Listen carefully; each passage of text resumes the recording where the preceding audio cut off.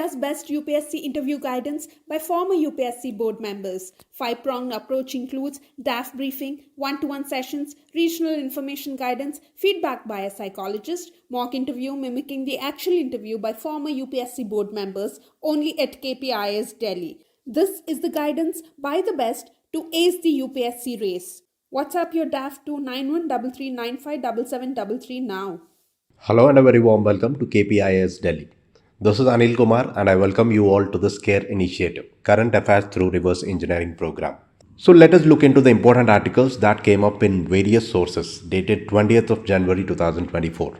The first issue that we are going to discuss is regarding the Alliance for Global Good, which is launched on the sidelines of World Economic Forum Davos session.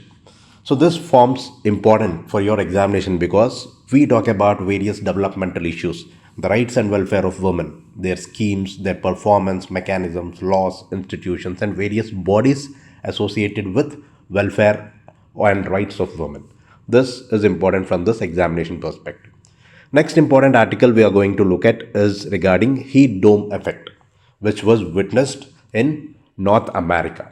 Third article we are going to look at is regarding the rock glaciers, and fourth is regarding the Indian Meteorological Department. All these three articles forms part of your geophysical phenomenon, which means it talks about various events or calamities that occurs like earthquakes, tsunami, volcanic activities. Any geographical features and their locational changes is critical for geographical aspects, and any such effects happening is important from your geography perspective. So these are the four issues that we are going to take up. So let us begin with the first topic that we are going to talk about. The first issue is regarding the launch of Alliance for Global Good, which was launched by India and it's on the sidelines of World Economic Forum's Davos meeting, which was held from 15th of January to 19th January 2024. So when you look at this Alliance for Global Good, which ensures gender equity and equality, this is the emphasis which was made by India. Because if you look at India will lead not only with respect to its growth story, but also it has to lead with respect to its inclusive growth story. Then only we can say that the growth that is achieved is sustainable. So what this alliance is and how it is important in such a situation so as to keep and put emphasis on this equity as well as inclusion is what we need to understand. Before understanding this, if you look at the buzzword, we always talk about manifesting the world as Vasudhaiva Kutumbakam, which means one earth, one family, and one future. And its ongoing Sabka Saath, Sabka Vikas, Sabka Prayas is the developmental mantra which was posed to drive progress on global women's issues. That common world, we are looking at the whole world as a common village. So on these footprints, we have launched this Alliance for Global Good, which ensures gender equity as well as equality. When you're talking about this, one important component that is very much important from your examination perspective is the concept of inclusive growth. Whenever you say inclusive growth, what is inclusive growth? Various organizations, UNDP, OECD, Organization for Economic Cooperation and Development, many have defined it in many ways. But if you look in simple terms, inclusive growth is any sort of economic development that benefits all segments of the society, ensuring equitable opportunities and outcomes for individuals regardless of their socio-economic background or situations.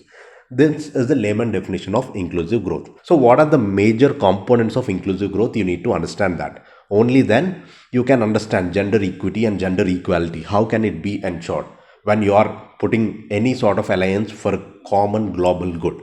So major components of inclusive growth ensures some conditions, like it reduces poverty. That's the first advantages. Since you look at inclusive growth, reducing poverty, it improves the poor's access and opportunities of resources.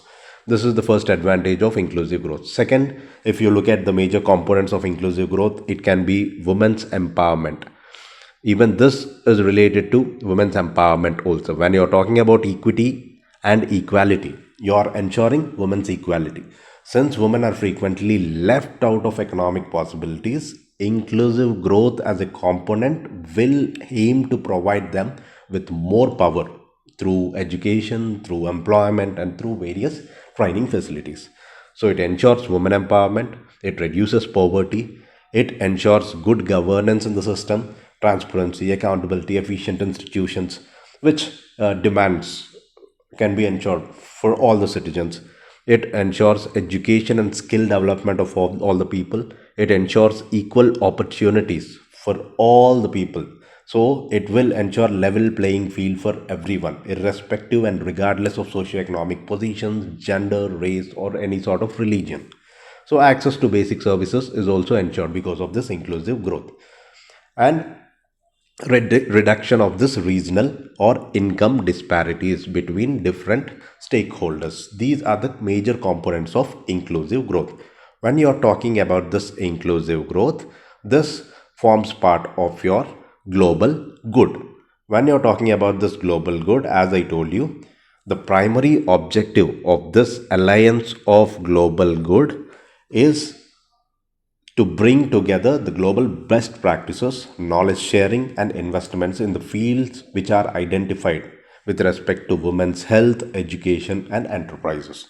So, this alliance will be taken forward as a commitment towards G20 leaders as well. Recently, the G20 leaders has also been set up, right? So, this initiative, which was announced by India for setting up of an alliance for global gender equity and equality, which was put forth under the sidelines of World Economic Forum in Davos. So this alliance is to take forward the commitment of G20 leaders to champion the cause of women-led development, which was initiated in G20 summit. And also this alliance will also focus on good health and well-being and quality education, which ensures gender equality and empowerment of women as well. So this alliance will be supported by some agencies. One agency is Bills and Melinda Gates Foundation, and on board it will have World Economic Forum as its network partner, whereas Invest India will be its institutional partner. These are the two agencies involved with respect to this alliance for global good. One is your World Economic Forum as a network partner and Invest India as an institutional partner. So this alliance has granted support from various global corporates as well, like your MasterCard, Uber, Microsoft, and various domestic industry leaders has also been part of this particular alliance, including your Tatas, your Godrej, your TCS, your TVS, Serum India Institute. All these are part of your alliance for global good. So this alliance will be taken forward as a commitment under the G20 leadership. It will benefit larger global communities as well as various activities which were undertaken under this umbrella branch, which are part of the G20 framework: Business 20, Women 20, G20 Empower. And this alliance will be housed and anchored by the Confederation of Indian Industry, CII, Center for Women Leadership, will be also anchoring this particular initiative. So these are some important key points that you need to understand with respect to Alliance for Global Good. So this is what it is relevant as role of women and women's organization are part of your UPSC syllabus. So the primary objective of this is to bring together global best practices, knowledge sharing, and investment to identify areas of women's health, education, and enterprise. This alliance will also take forward the commitment of G20 leaders. This is the second important point. It is housed and anchored under CII, Confederation of Indian Industry. World Economic Forum, WEF, will act as a network partner, whereas Invest India will act as an institutional partner. These are some factual information which can be potential questions in your prelims. So now let us look at a multiple choice question on this topic. Alliance for Global Good, Gender Equity and Equality was launched by which of the following? It was launched by India under the sidelines of World Economic Forum. So here the option is D, not A. So on the same lines, a question has been asked in UPSC with respect to Beijing Declaration. Beijing Declaration and Platform for Action, often seen in news. In UPSC 2025, this question was asked. So, any sort of declarations which were happening are important and can be a potential question in your prelims. So, Beijing Declaration and Platform for Action. It is an agenda for women's empowerment. It is an agenda for women's empowerment, an outcome of World Conference which was convened under United Nations. Answer C is the correct answer. So this Beijing Declaration was unanimously adopted by all the 189 countries of United Nations World Conference on Women, which was accepted in 1995. So, under this Beijing Declaration, it recognizes women's rights as human rights, and it also sets up a comprehensive roadmap for achieving equality between both men as well as women. So, Beijing Declaration has some genesis with respect to women's empowerment, women's equality, and women's inclusion. This is the question which came up in 2015. So, now moving on to the next topic. Next topic is regarding the heat dome. Heat dome. So, planetary waves, soil moisture deficit likely caused 2021 heat dome over Western Northern America. This is the whole issue. So, it says that planetary winds, an unprecedented heat wave has struck the Western North America in the year 2021. So, the unusual warming up which caused a phenomenon called as heat dome. The warming up has happened, which is regarded as a heat dome, may have been led by high altitude winds, which are also known as planetary waves. Because of these planetary waves, this heat dome has been created, this phenomenon has been created. So you need to understand what is this phenomenon of heat dome. In order to understand this phenomenon of heat dome, first you need to understand what are these planetary winds and all. See, basically, what are winds? It is a kind of movement of air which happens from high pressure area to low pressure area. From high pressure to low pressure area. The movement of air is known as winds. So, this movement of air will have both speed as well as direction. Alright. So, now what are planetary winds? Whenever you say planetary winds, the winds that flow throughout the year from one latitude to the other latitude because of latitudinal differences in the air pressure is known as planetary winds. So these planetary winds are also known as prevailing winds, and these winds blow from one direction over a specific area to another direction. So these areas in which planetary winds meet are known as convergence zones. Convergence zone is the region where planetary winds meet. So they generally blow from east to west rather than blowing from north to east. That you need to remember. So this usually happens because the movement happens because of the Earth's rotation, which generates something called as Coriolis effect. Because of this Coriolis effect, because of the rotation of the Earth, Coriolis effect, the winds tend to move in such a direction. So this Coriolis effect makes the wind systems twist little anti-clockwise in the northern hemisphere, whereas in the southern hemisphere they will be clockwise. Alright. So these planetary winds are some permanent winds which bring controlled by pressure belts located at the lower part of atmosphere. That you need to understand. So because of these planetary winds, what we have observed is there is something, the phenomenon has been developed which is known as heat dome. So if you look at this heat dome effect. So what is this heat dome? If you look at this heat dome phenomenon basically begins where there is a strong change in ocean temperatures. When there is strong change in ocean temperatures, a process which is called as convection happens. Higher temperature to lower temperature, wind tends to rise forward. The gradient causes more warm air or heated up by the ocean surface to rise to the ocean surface. It rises to the ocean surfaces.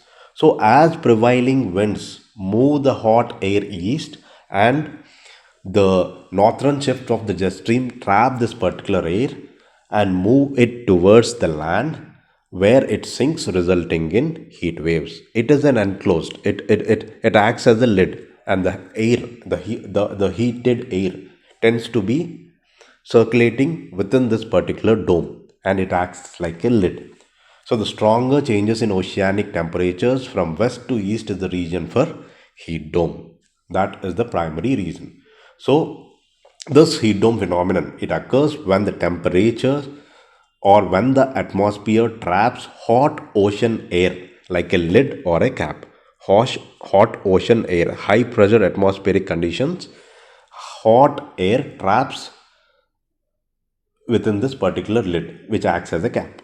So this is what happens. So in summers, if you generally observe, the jet stream which moves the air shifts towards northwards.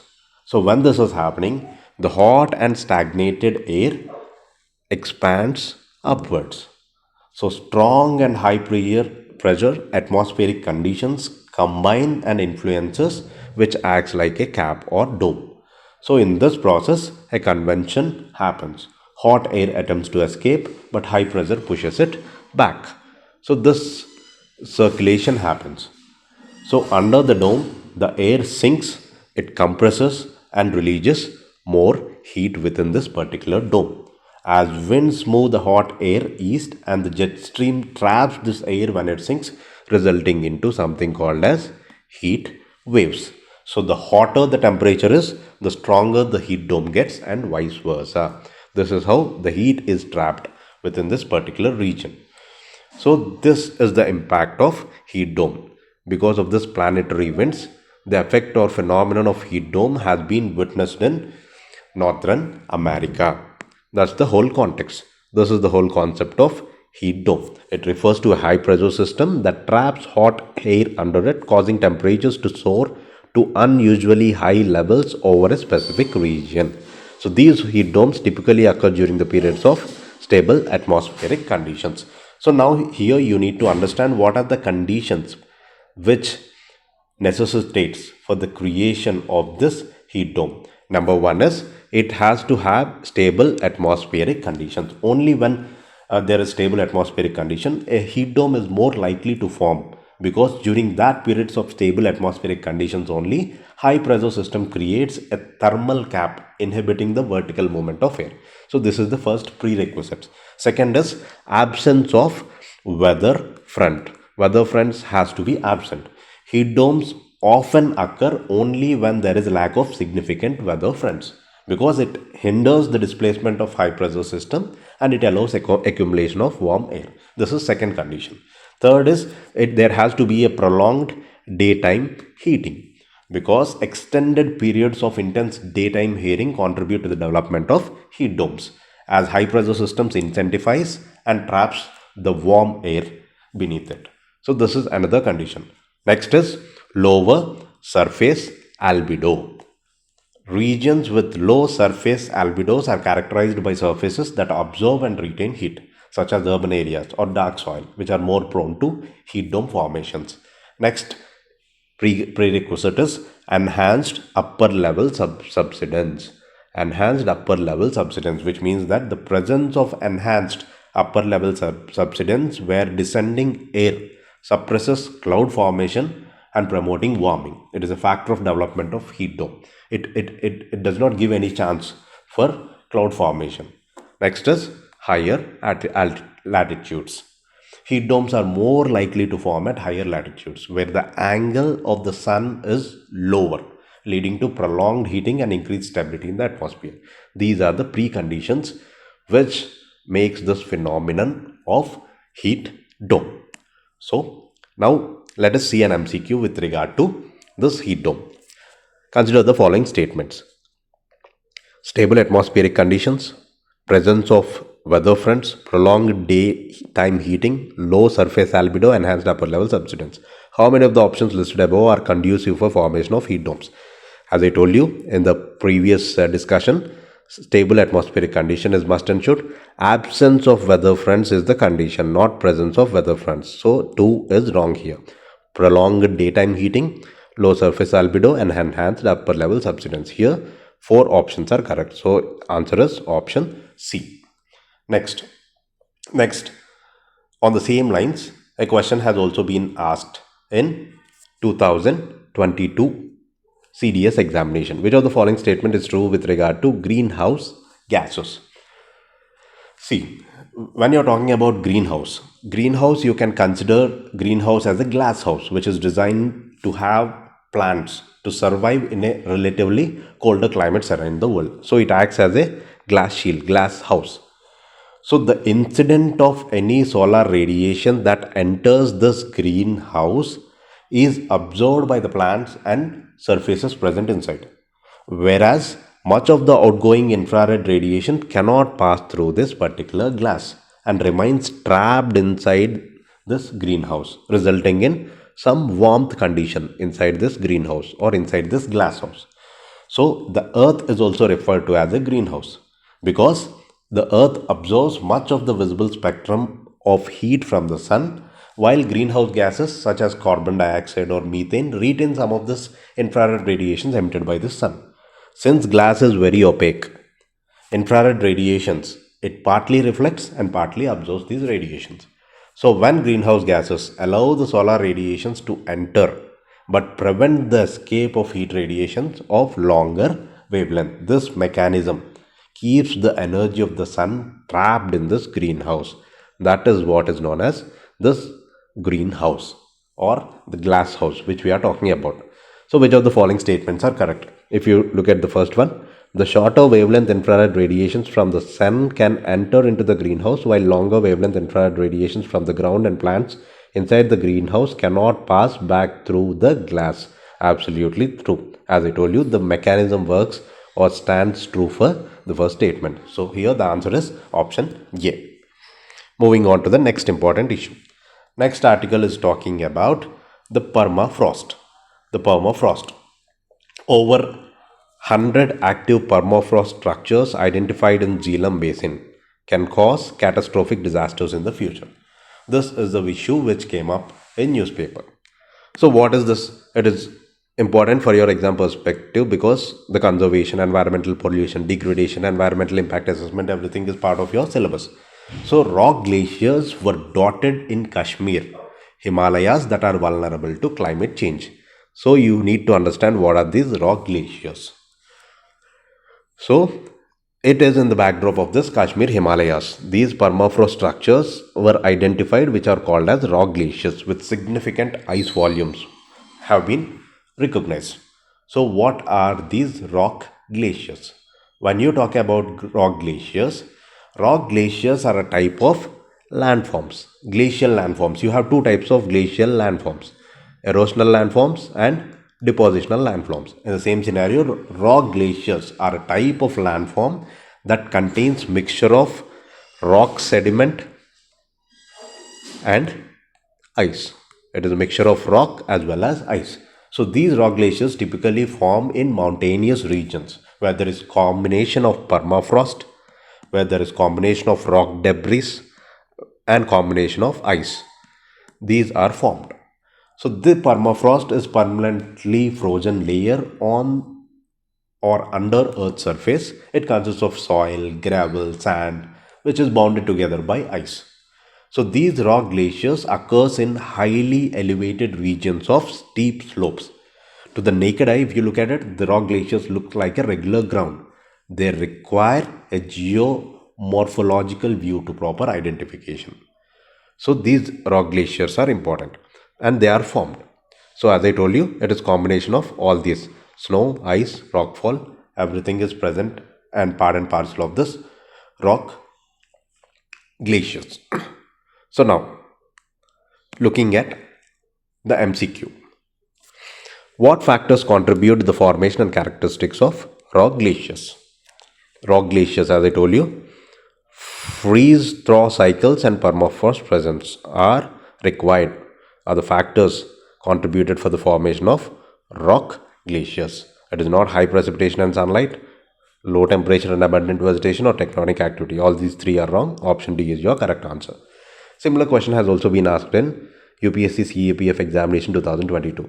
Solifluction is a geomorphic process involving special type of soil. It is noticed in which regions? Permafrost. permafrost regions, colder regions. Next, moving on to next article, which talks about Indian Meteorological Organization or Indian Meteorological Department. Gearing up for change. IMD and new weather analysis having contemporary relevance. It is talking about the Indian Meteorological Department. The context of this particular issue is because we have finished 150 years of establishment of Indian Meteorological Department. So the Indian Meteorological Department, which was established in the year 1875, it is also regarded as a national meteorological service of the country and the principal government agencies in all matters related to meteorology and allied subjects. So this forms important. Whenever you talk about this IMD, you need to understand what is the mandate of this Indian Meteorological Department. Whenever you talk about the mandate of Indian Meteorological Department, first important aspects, few important facts. It was established in 1875 and it is headquartered in New Delhi. So this IMD is an agency within the Ministry of Earth Sciences that you need to understand. So it was formed in the backdrop of Kolkata and Andhra cyclones, which happened in 1864, which killed more than 1 lakh people. So the basic primary objectives of this IMD is, or the mandate of IMD is, number one, it ensures meteorological observation and statistics. IMD, it needs to undertake meteorological observations and statistical works for the optimum operation of weather sensitive activities such as your agriculture, irrigation, shipping, aviation, oil explorations. All are dependent upon this meteorological observations and statistics. Second important objective or mandate is it need to ensure disaster management. IMD provides warnings against severe weather phenomena which causes destruction to life and property as well. Whatever tropical cyclones, dust storms, heavy rains, snowfalls, heat waves, IMD has its own projections. It cautions people beforehand. It also undertakes seismological work as well. Whenever you say seismological work, it undertakes seismological operations for earthquakes and disaster management as well. And fourth important aspect is the naming of cyclones. All the cyclones, whatever cyclones that we often hear on regular basis, the naming will be done by Indian Meteorological Department. The regional specialized meteorological center of tropical cyclones in Delhi is responsible for naming of North Indian Ocean region of cyclones, and it also helps in conducting research and development, to conduct and promote research and development in meteorology and other various aspects. These are some important objectives which were undertaken by Indian Meteorological Department. So if you look at this, the mandate of IMD, meteorological observations to provide and forecast meteorological information for weather sensitive activities like agriculture, irrigation, shipping and all. It also warns against severe weather phenomena like tropical cyclones, heat waves, cold waves, etc. And it provides meteorological statistics required for agriculture, water resources management, industry, soil exploration, and it also helps in conduct and promote research in the fields of meteorology and allied disciplines. And there is something called institution called as Council on Energy, Environment and Water. So the southwest monsoon accounts for nearly 76% of India's annual rainfall and about 11% of northeast monsoon. This particular body has given these particular facts, which can also be used in your mains answers. Please go through this particular piece of information as well. Now let's look at an MCQ based on this particular institution called Indian Meteorological Department. Indian Meteorological Department, it was established in 1875, making it one of the oldest meteorological departments in the world. Absolutely true. Second, it operates under the Ministry of Earth Sciences and it is headquartered in New Delhi. This is also true. Third statement, it is responsible for providing weather forecasts and warnings for various natural disasters including cyclones, earthquakes and floods. Yes, we have seen that. So all three statements are correct. Your answer here is option C. Similar question has also been asked in UPSC NDA exam 2022. According to the Indian Meteorological Department, which of the following is or the features of cloudburst? Heavy precipitation in a short period of time in a limited geographical area. True. It occurs generally during monsoon period and triggers flash floods and landslides. Obviously, the eventual consequence or of outcome of those cloudburst is flash floods and landslides. Both the statements stands true here. Option C. All right. So please visit our Telegram channel and answer the mains questions which are related to the above mentioned issues. See you tomorrow in the next session, and all the best.